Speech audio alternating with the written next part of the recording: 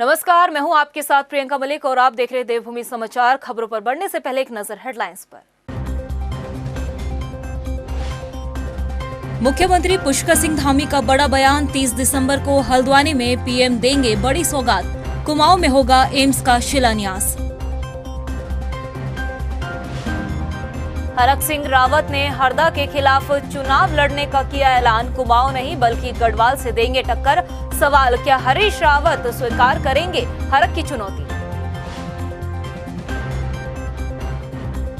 हरदा का बीजेपी पर राज्य में चुनाव टालने का आरोप। भाजपा ने कांग्रेस के संज्ञान पर उठाए सवाल। कहा, सियासी दल कब से चुनाव कराने लगे?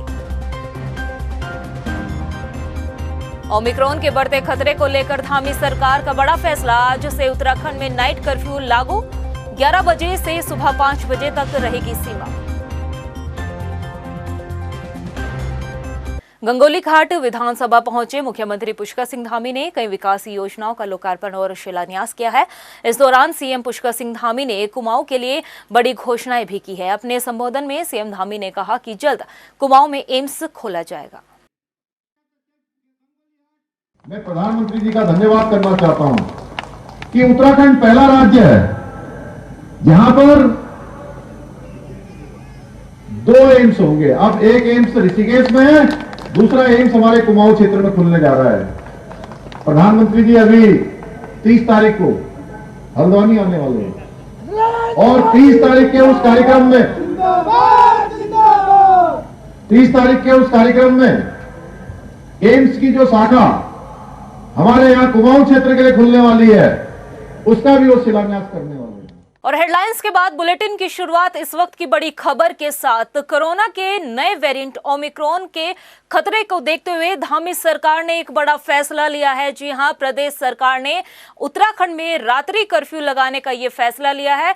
ये नाइट कर्फ्यू रात 11 बजे से सुबह 5 बजे तक जारी रहेगा। जी हां, एक बार फिर से आपको बता दें कि धामी सरकार ने ये बड़ा फैसला लिया है।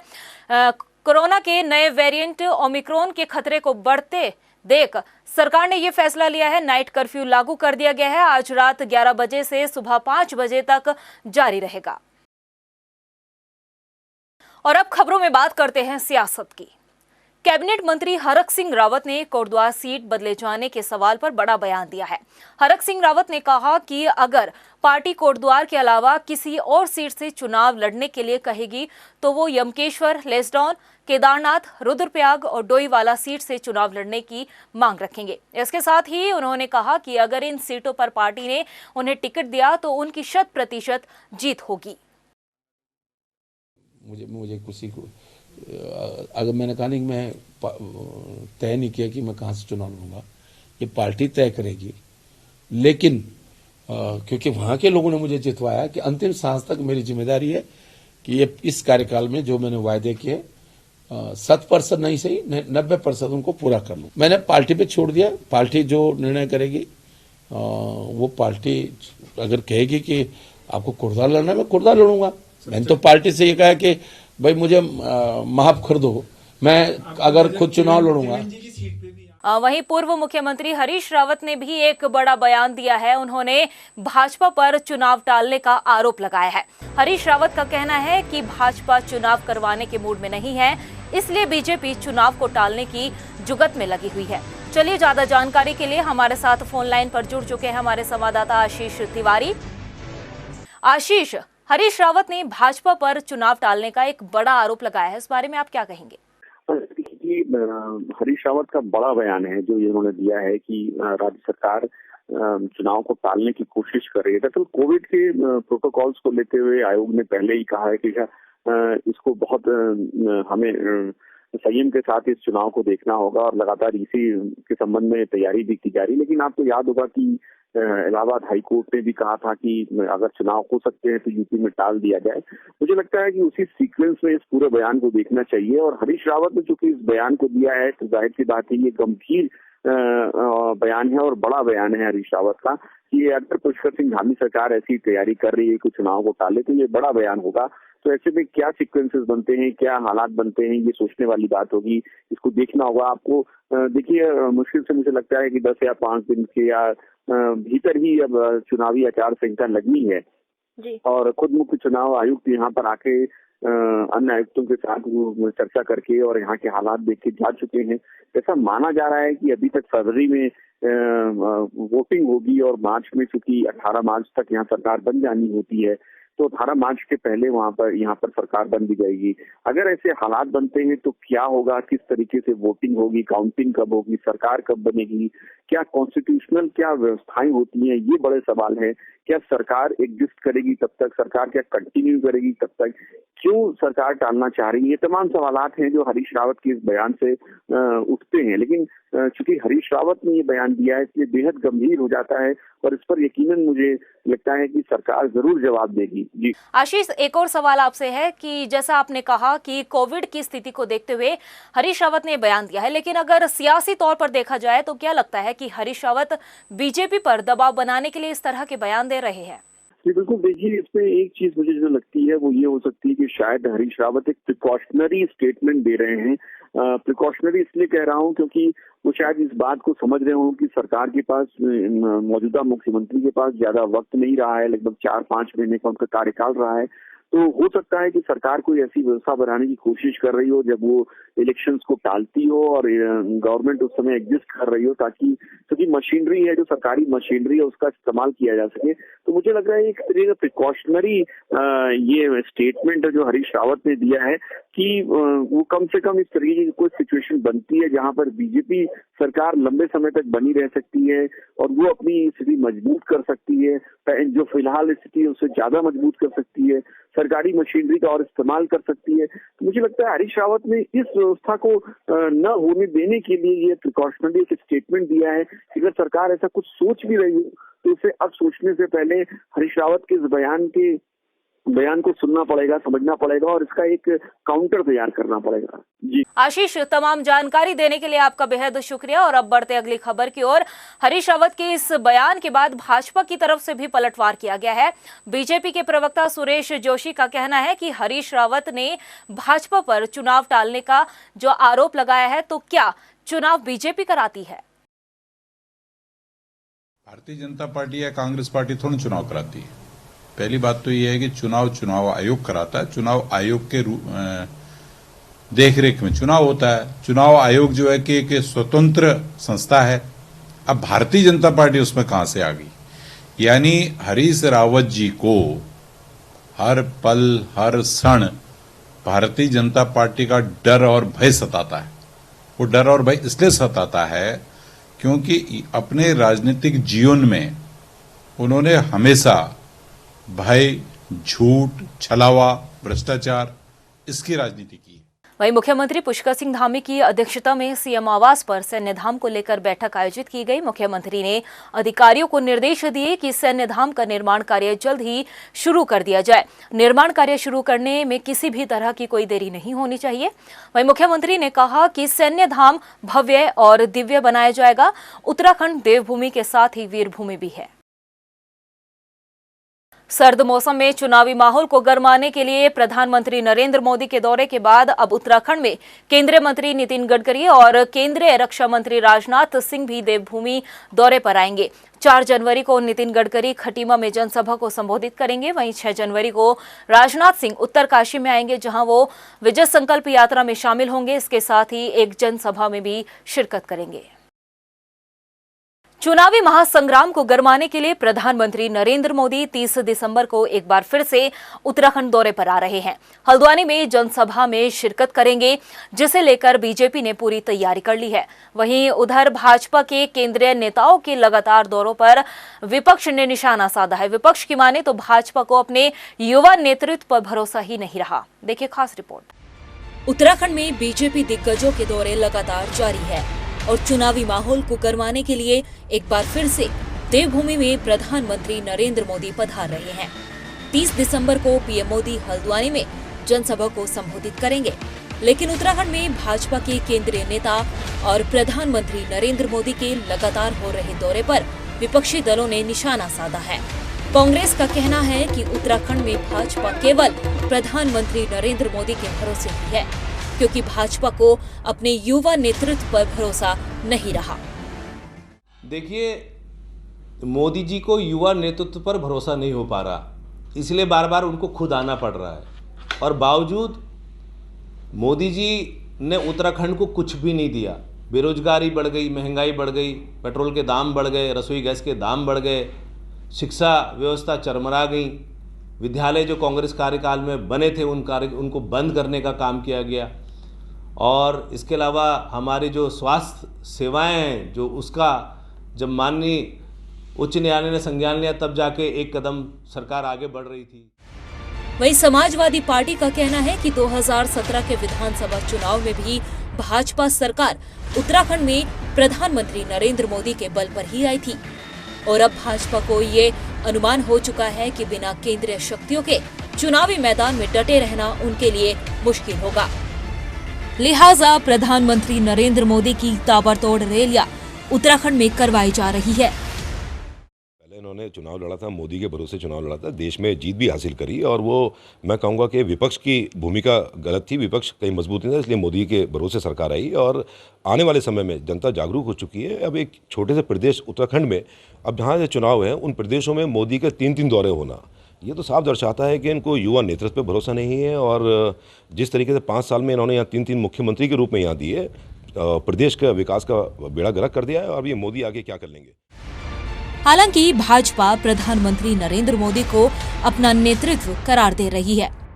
उनके मुताबिक उत्तराखंड में चुनाव तो मुख्यमंत्री के नाम पर ही लड़ा जाएगा और भाजपा ने पिछले 5 सालों में जितने भी काम किए हैं उन कामों को जनता के बीच ले जाकर ही बीजेपी अपना चुनाव लड़ने का काम करेगी। अब तो माननीय मोदी जी उनमें केवल बोनस के रूप में, वो चाहे देहरादून में गए हों चाहे यहाँ वो आ रहे हैं, निश्चित रूप से बोनस के रूप में हम सबको ये उत्तराखंड आगे बढ़े, उत्तराखंड का विकास हो, इन सब बातों को लेकर माननीय मोदी जी देहरादून में भी आए और यहाँ पर भी आए। मैं समझता हूँ कि मोदी जी का जो प्रेम है इस प्रदेश के लिए, इस उत्तराखंड के लिए, जिस प्रकार अटल जी का प्रेम था इस प्रदेश के लिए, उसी प्रकार आदरणीय मोदी जी का भी इस प्रदेश के लिए प्रेम है और उसी प्रेम के आधार पर हम यह प्रदेश और आगे बढ़ेगा, विकास करेगा। 2022 के विधानसभा चुनाव से पहले सभी राजनीतिक दल इस वक्त अपने मतदाताओं को रिझाने की कोशिश में लगे हुए हैं। अब देखना यही होगा कि उत्तराखंड में भाजपा प्रधानमंत्री नरेंद्र मोदी की रैली के सहारे कितनी मजबूती के साथ चुनावी मैदान में उतरती है या फिर विपक्षी दल उत्तराखंड में मोदी मैजिक को तोड़ने में कामयाब हो पाते हैं। टाइम टीवी के लिए हल्द्वानी से योगेश शर्मा की रिपोर्ट। प्रधानमंत्री नरेंद्र मोदी के दौरे को लेकर भाजपा कार्यकर्ता काफी उत्साहित नजर आ रहे हैं। पीएम मोदी के कार्यक्रम को सफल बनाने के लिए कार्यकर्ता जागरूक रैली भी निकाल रहे हैं और जनता के बीच जाकर कार्यक्रम में आने का आमंत्रण भी दे रहे हैं। 30 तारीख को जो हमारे विश्व के सबसे लोकप्रिय नेता और भारतवर्ष के जो हमारे यशस्वी प्रधानमंत्री हैं, उनका 30 तारीख को हल्द्वानी में प्रस्तावित रैली है। उसकी तैयारियों को लेकर हम लोग यहाँ पर सभी कार्यकर्ता एकत्र हुए हैं। आज हम लोग यहाँ पर इंदिरा गांधी खेल मैदान से शुरू होकर पूरे किच्छा विधानसभा में हम भ्रमण करेंगे और लोगों को निमंत्रण देंगे। उत्तराखंड बीजेपी को एक बार फिर से बड़ा झटका लगा है। उधम सिंह नगर में जिला पंचायत अध्यक्ष रेणु गंगवार और उनके पति सुरेश गंगवार सहित 24 जिला पंचायत सदस्य समेत 150 लोगों ने कांग्रेस का दामन थामा है। पूर्व मुख्यमंत्री हरीश रावत, कांग्रेस प्रदेश अध्यक्ष गणेश गोदयाल और कांग्रेस नेता यशपाल आर्य की मौजूदगी में सभी लोगों ने सदस्यता ग्रहण की है। कारण क्या है? देखिए, सबसे बड़ा कारण यह है कि मैं अपने परिवार में मैं वापस आया हूं। मैं कांग्रेस ज्वाइन नहीं कर रहा, बल्कि मैं अपने परिवार को ज्वाइन कर रहा हूं। जिस परिवार को 5 साल पहले मैं छोड़ के गया था, कुछ मेरी नादानी गलतियां रहीं, लेकिन मैं 5 साल जो घुटन जो अपने आप में वहां पर अंदर पूरा परिवार मेरा घुटता रहा, मेरी क्षेत्र की जनता घुटती रही, क्षेत्र का विकास घुटता रहा, इस नाते मैंने भारतीय जनता पार्टी को इस्तीफा दे दिया है। और मेरे पूरे परिवार ने जो 20 साल से जिला पंचायत की सेवा हमारा गंगवार परिवार कर रहा है। आज उधम सिंह नगर से जिला पंचायत की सम्मानित अध्यक्षा और उनके पति सुरेश गंगवार जी और रेणु गंगवार जी जिला पंचायत सदस्यों के साथ और ग्राम प्रधानों के साथ तमाम लोग आज पार्टी में शामिल हुए। मैं उम्मीद करता हूं कि उनके कांग्रेस में शामिल होने से कांग्रेस पार्टी को मजबूती मिलेगी और उधम सिंह नगर जैसे ज़िले में जहां पर कि बहुत प्रबल संभावनाएं हैं कि कांग्रेस बहुत अच्छा करेगी। गदरपुर में कैबिनेट मंत्री अरविंद पांडे ने प्राथमिक स्कूल में छात्रावास का शुभारंभ किया है। इस छात्रावास में 200 बेड की सुविधा है। इसके साथ ही बच्चों के लिए सभी तरह की सुविधाएं इस छात्रावास में उपलब्ध कराई गई है। मैं विद्यालय शिक्षा के सभी अधिकारियों को मैं धन्यवाद दूंगा, ताकि समग्र शिक्षा अभियान के तहत गरीब बच्चों को निःशुल्क आवासीय विद्यालय की सुविधा दी है।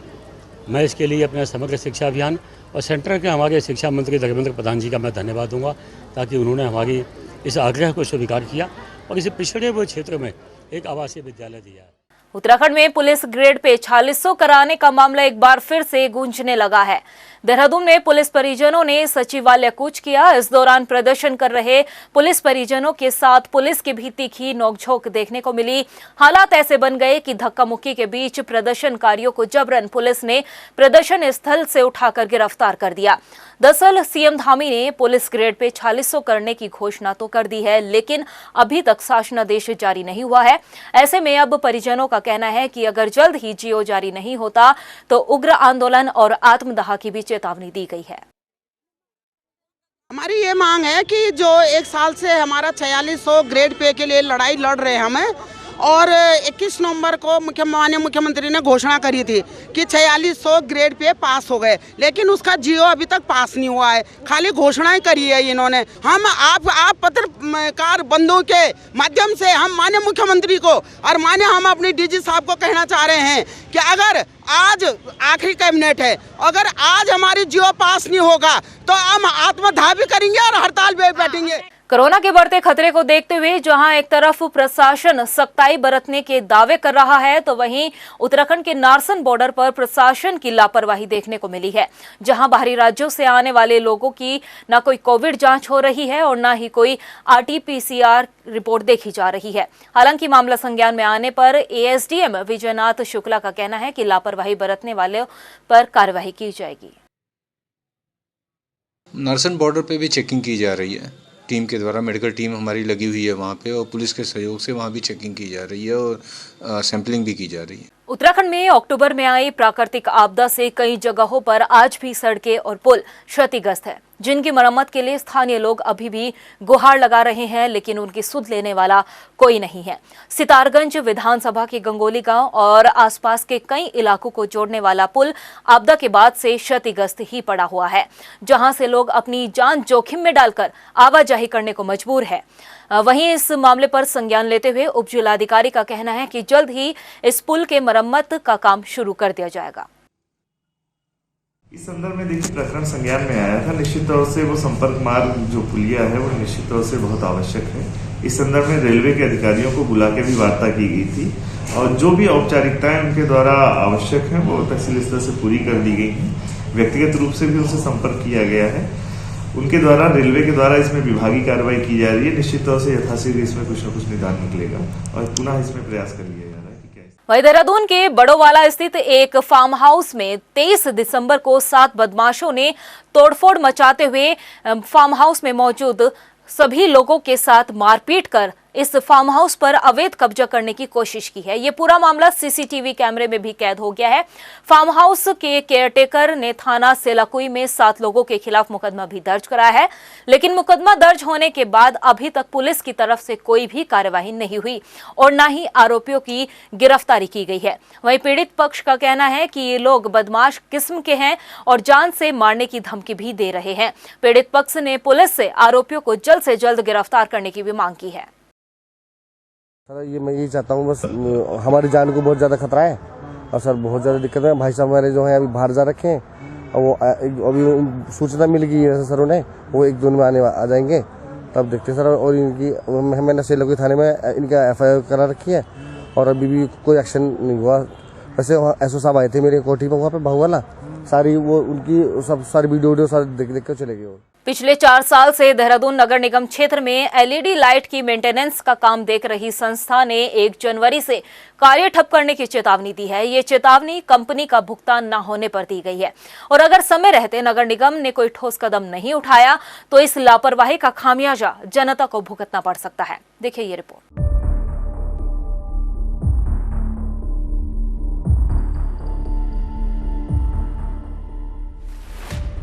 जब से देहरादून में EESL ने LED लाइट लगाने का काम शुरू किया है, तभी से EESL सवालों के घेरे में घिर गई है। इसी को लेकर नगर निगम की तरफ से कई बार कंपनी को नोटिस भी भेजा जा चुका है और चेतावनी भी दी गई है। लेकिन अब EESL कंपनी का जिस आस्था इलेक्ट्रिकल कंपनी से लाइटों की मेंटेनेंस को लेकर टाई अप किया हुआ था, उसके साथ भी भुगतान को लेकर तकरार शुरू हो गई है।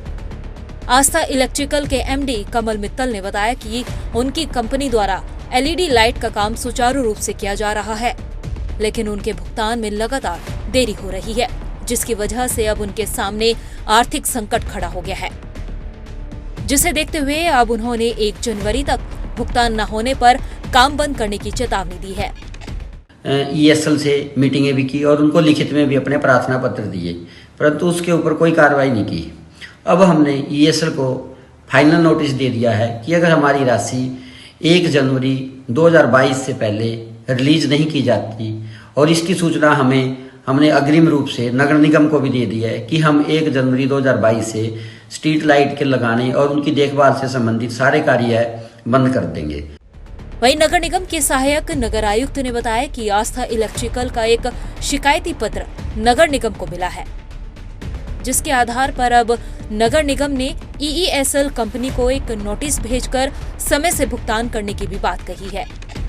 इसके लिए EESL को एक पत्र प्रेषित कर दिया गया कि आस्था द्वारा हमें एक पत्र प्राप्त हुआ है, जिसमें उनके द्वारा भुगतान के संबंध में हमें बताया गया। तो हमने EESL को इस संबंध में सूचित कर दिया कि अगर भविष्य में इस तरह की कोई संभावना बनती है कि उनके द्वारा कार्य रोका जाता है, तो उसकी सारी जिम्मेदारी EESL की होगी, और इसके लिए वो अपने संसाधनों के माध्यम से इस चीज़ को दुरुस्त कर ले। अब देखना ये होगा कि नगर निगम के नोटिस के बाद EESL कंपनी भुगतान करेगी या नहीं, और अगर नहीं किया तो क्या इसका खामियाजा जनता को भुगतना पड़ेगा। टाइम टीवी के लिए देहरादून से हिमांशु चौहान की रिपोर्ट।